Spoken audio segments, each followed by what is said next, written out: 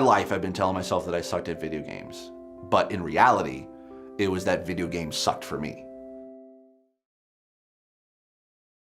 Film directed by Alex Balant, and it is nominated for Best Gamer Film, Best Tech Film, Best Short Documentary Film, Best Subject, which is Steve Saylor. How you got started on this project with him?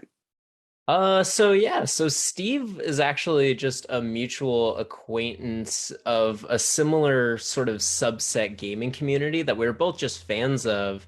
It's like a community within a community, because it's a internet group called Kinda Funny, that then it's the Kinda Funny Toronto community. We all got together and I met Steve, and he just seemed like a cool person just in general. And I met him like a few months before The Last of Us Part 2 came out.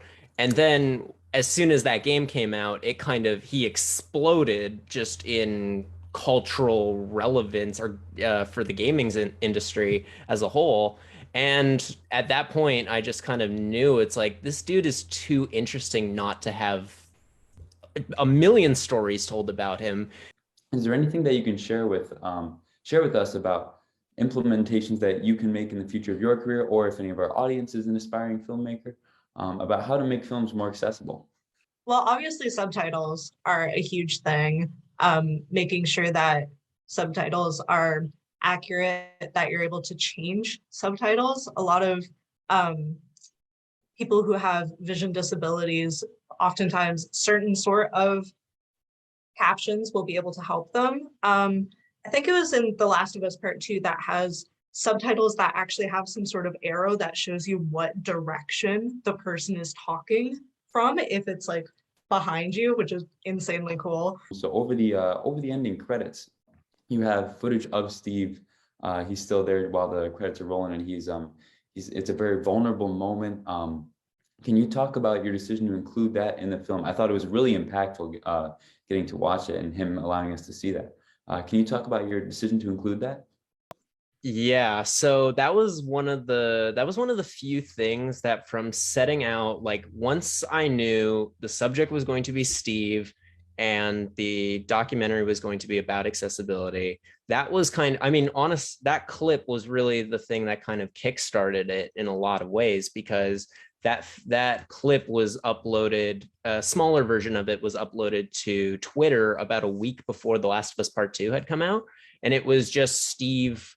He recorded it just on a whim, just like, record me launching up the game for the first time. It'll be cool. And The Last of Us Part 2, when you open it, the first thing that happens is you hear press X to start.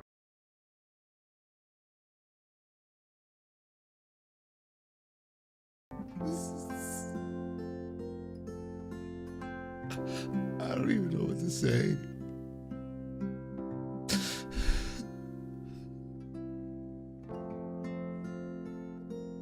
This is why I do what I do.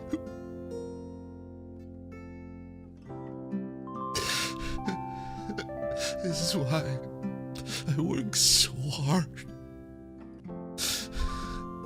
to promote accessibility. We together are helping to change video games forever.